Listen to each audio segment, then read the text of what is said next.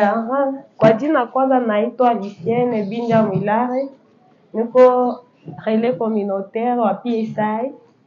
Na tushashuka ku terrain, na tukakuta mama bajene kusikia haiko sana.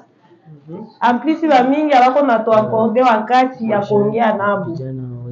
Amplisi baba tulomba materiel, si une fois tunasensibiliser juu ya VIH, bantuamba tubapati basi ma preservatif juu abapenzi abaji abstenir.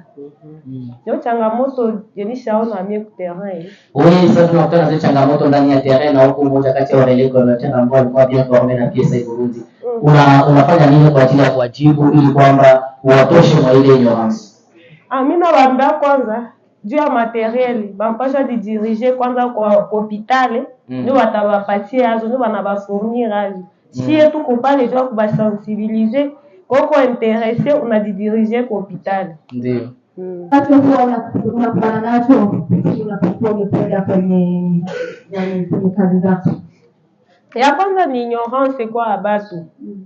Ba mingi biko etola sana blague, alors que tuko atia bitu mu seriosité. Sasa natuona ndio tena wale wanakuya banasemaka tu na bapane kitu. Na shie tunasema bon, gisa mtu kware, memusikie kwa gisi tuko na ba conseiller. Mufuate tuko na bafundisha. Juu mkambi mwetuko tuko expose mbia mingi sana. Ndio tukituendana babi.